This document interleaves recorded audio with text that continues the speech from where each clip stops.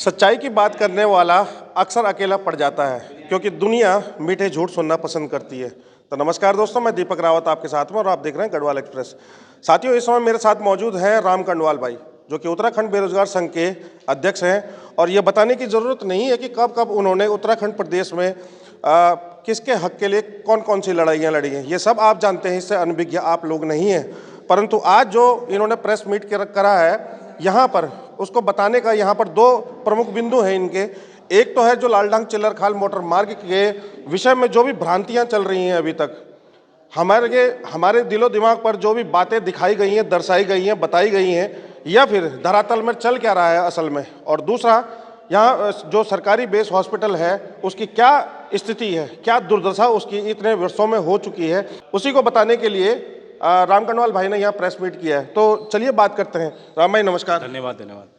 राम भाई, आप कह रहे थे कि यहाँ पर जो आपने पेपर दिखाए आज, तो यहाँ पर बहुत सारी जो मौतें हुई हैं या फिर एमआरआई की स्थिति है या फिर यहाँ पर जो डॉक्टरों की तैनाती को लेकर है जो स्थिति है, उसके विषय में जरा संक्षेप से बताएं। बहुत धन्यवाद आपका दीपक भाई। लेकिन वो तो ठीक है, उसमें हम आएंगे, लेकिन जो असली हकीकत है कोटद्वार अस्पताल की, अगर आप देखेंगे, आज से 2 महीने पहले ऋतु भूषण खंडूड़ी जी सरकारी हॉस्पिटल गई थी। फूल मालाएं उन्होंने पहना था, ढोल नगाड़े बजे थे कि भाई हमने कोटद्वार के अस्पताल में डॉक्टर ला गए हैं, हमने कोटद्वार के अस्पताल में फिजिशियन ला गए हैं। लेकिन जो आज ये सारे, अगर आप मेरे सामने ये कागज़ देख रहे होंगे, ये तमाम कागज़ जो है हमने बड़ी मुश्किल से इन पर छानबीन की है। और आज जो आंकड़े आए हैं कि 2 जनवरी 2024 से 25 जनवरी 2026 तक कोटद्वार अस्पताल में 508 मौतें हो चुकी हैं। इस अस्पताल में 2 सालों में 2258 मरीज रेफर कर दिए गए इस कोटद्वार के अस्पताल ने। अब ये इतना बड़ा ढोल पीटते हैं कि हमने कोटद्वार अस्पताल में आईसीयू भी शुरू कर दिया। हमारे जो है आईसीयू वर्ल्ड क्लास है, खासकर देहरादून का एग्जाम्पल दिया जाता है कि देहरादून की तर्ज पर हमने यहाँ पर आईसीयू का गठन किया गया है। लेकिन आप चौंक जाएंगे, आईसीयू में चिकित्सा अधिकारी के 4 स्वीकृत पद हैं, 4, लेकिन अफसोस की बात है चारों खाली हैं इन आंकड़ों के हिसाब से। आईसीयू में फिजिशियन के 2 स्वीकृत पद मांगे गए थे, लेकिन अफसोस की बात है ये भी खाली है। आईसीयू में निश्चेतक के 2 स्वीकृत पद मांगे गए थे, अफसोस की बात ये भी खाली है। यानी कि आईसीयू में जो चिकित्सा अधिकारी संवर्ग के सारे पद थे कोटद्वार के आईसीयू में, वो तमाम पद खाली हैं। अब होता क्या है, इसमें सबसे बड़ा गेम ये होता है कि कोटद्वार अस्पताल के जो मुख्य प्रमुख अधीक्षक हैं वो ऋतु खंडूड़ी को लेटर लिखते हैं। ऋतु भूषण खंडूड़ी जी को स्थानीय विधायक है, उनको लेटर लिखते हैं और लेटर में लिखते हैं कि मैडम, कोटद्वार का अस्पताल में आईसीयू बेहद खतरनाक स्थिति में है, हमें यहाँ पर जो है डॉक्टरों की जरूरत है, तो कृपया आप जो है जल्द से जल्द डॉक्टर दीजिए। 5/1/2026 को ये लेटर लिखा गया था, लेकिन उसके बावजूद भी ऋतु भूषण खंडूड़ी ने इस लेटर का कोई संज्ञान नहीं लिया। तो कितनी बड़ी बात है। आप जो है स्थानीय विधायक जो है, अगर अपने क्षेत्र की जनता के स्वास्थ्य का ध्यान नहीं रख रही हैं, तो इससे बड़ी बात क्या होगी। ये देखिए, ये वो लेटर है जिस लेटर में साफ तौर पर 2 पद फिजिशियन के मांगे गए थे और 4 पद जो है चिकित्सा अधिकारी के मांगे गए थे आईसीयू के लिए, और एनेस्थेटिस्ट के 2 पद आईसीयू के लिए मांगे गए थे। लेकिन इस पर ऋतु खंडूड़ी ने कोई ध्यान नहीं दिया है।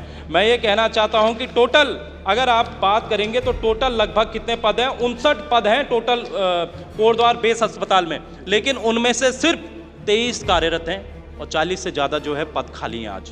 तो ये मैं समझ नहीं पा रहा हूं कि आपने जो है 4.5 साल आपको यहां पर विधायक के हो चुके हैं, आपने कोटद्वार अस्पताल के लिए क्या किया, आपने कोटद्वार अस्पताल में कितने फिजिशियन लगाए, फिजिशियन वो सारी संख्या यहां पर हमारे पास है कि कितने लगाए कितने नहीं लगाए। तो ये तमाम चीज़ें। दूसरा, भैया आप इतने सारे यहां पर देखिए 2558, ये वो लिस्ट है, साल दर साल महीने दर महीने की वो लिस्ट है कि कितने लोग जो है रेफर हो गए।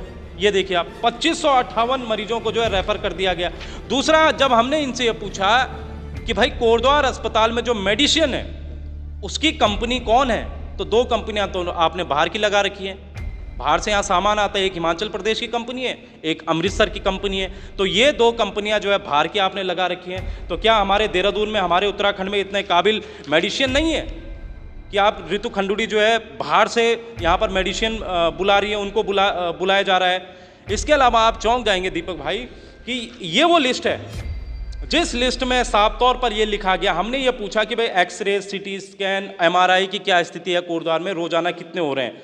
तो एक जो रेडियोलिस्ट है, रेडियोलॉजिस्ट है, वो सिटी स्कैन कितने हो रहे हैं कोटद्वार में प्रतिदिन? 2.73, यानी कि लगभग जो है 2 MRI कोटद्वार में प्रतिदिन हो रहे हैं। मैंने कल अपने दोस्त मित्र भी थे, तो मैंने कहा कहाँ जा रहा है? कह रहे मैंने MRI कराना है। मैंने कहा कोटद्वार अस्पताल है तो इतना बड़ा, मैंने कहा वहाँ करा लो। नहीं, मुझे बिजनौर जाना है क्योंकि यहाँ पर तो है ही नहीं, सुविधा नहीं हो रही, नंबर आ नहीं रहा है।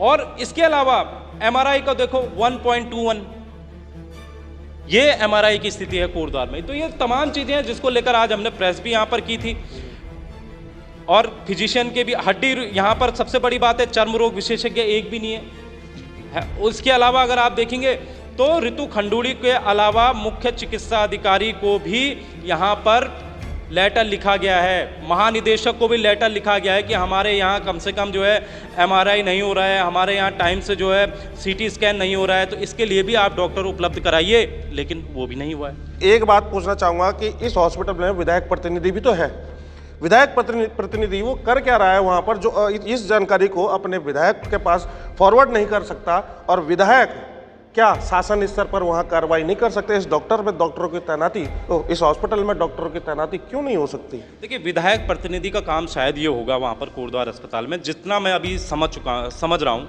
उनका काम ये है कि ऋतु खंडूड़ी को हर 2 महीने में सरकारी हॉस्पिटल में लाना और उन पर फूलों की माला पहनाना, बस यही विधायक प्रतिनिधि का वहाँ पर काम है। इसके अलावा कोई काम नहीं। अगर काम होता तो विधायक प्रतिनिधि, ये जो लेटर है ऋतु खंडूड़ी को, जो कोटद्वार के प्रमुख अधीक्षक ने लिखा है कि भाई यहाँ पर डॉक्टर की कमी है, हमारा ICU जो है बर्बादी की कगार पर है, वहाँ कुछ नहीं हो रहा है, तो शायद जो विधायक प्रतिनिधि वो ये लेटर देते, इसमें जल्दी काम कराते। लेकिन वहाँ पर वही है कि कैसे जो है एक दूसरे का मुंह मीठा करते रहें, तस्वीरें जाते रहे और बड़ी सी बिल्डिंग हम दिखाते रहें, उसी में सारा काम होते रहे, तो वो तमाम चीज़ें हैं, इसलिए मैं ये समझ रहा हूँ। दूसरा, अगर आप देखेंगे चर्म रोग विशेषज्ञ आज भी पद खाली है, मनोरोग विशेषज्ञ आज भी पद खाली है, माइक्रोबायोलॉजिस्ट आज भी पद खाली है, फॉरेंसिक एक्सपर्ट आज भी पद खाली है, अन्य विशेषज्ञ आज भी पद खाली है, दंत शल्यक आज भी पद खाली है।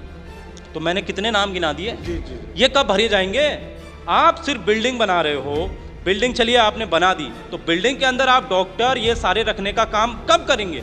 तो वो बड़ा दुर्भाग्य है कि आज भी 4.5 साल होने को हैं ऋतु भूषण खंडूड़ी जी को, 4.5 साल बाद भी हम उसी पर डिस्कस कर रहे हैं कि यहाँ ना तो डॉक्टर हैं, ना यहाँ पर जो है फिजिशियन है। तो हमने भी ये प्रण लिया है कि अगर 10-15 दिन के भीतर ऋतु खंडूड़ी जी अपने इस पत्र पर काम नहीं करती हैं, डॉक्टरों की यहाँ पर संख्या नहीं बढ़ाती हैं, ICU में खास तौर पर ICU में अगर ये अपने चीज़ें नहीं करती हैं, वहाँ पर जो है पद नहीं भरती हैं, तो हम भी ICU के बाहर ही बैठ जाएंगे। ICU के बाहर हमने इसलिए बोला क्योंकि जब ICU में कुछ काम ही नहीं हो रहा है तो उसके बाहर तो बैठ ही सकते हैं, उसके बाहर तो धरना दिया ही जा सकता है, इसलिए उसके बाहर बैठेंगे और इनकी ईंट से ईंट बजाएंगे। देखिए, जिस प्रकार की राम कंडवाल जी ने बताया कि कितने डॉक्टरों के पद खाली हैं और 4.5 वर्ष हो चुके हैं विधायक के कार्यकाल को इस कोटद्वार विधानसभा क्षेत्र में, तो कहीं ना कहीं एक बात निष्कर्ष निकलकर सामने यही आता है कि अगर राम कंडवाल भाई लोग वहाँ पर धरने पर बैठे ICU के बाहर, इंटेंसिव केयर यूनिट के बाहर, तो कहीं ऐसा ना हो कि आने वाले समय पर जैसे डॉक्टरों के पद खाली है वैसे ही आपका विधानसभा पद खाली हो सके। संभावना है इसकी, जताई जा रही है, क्योंकि 2027 के जो चुनाव है वो बस अब 6 महीने साल भर उपरांत है, परंतु यहाँ पर देखिए कि साम दाम दंड भेद की राजनीति अपनाई जा रही है और बताया जा रहा है, दिखाया जा रहा है, जताया जा रहा है, समझाया जा रहा है सबको कि किस प्रकार कौन झूठा है और कौन सच्चा है। ये झूठे और सच्चे की राजनीति चल रही है, परंतु पब्लिक सब जानती है।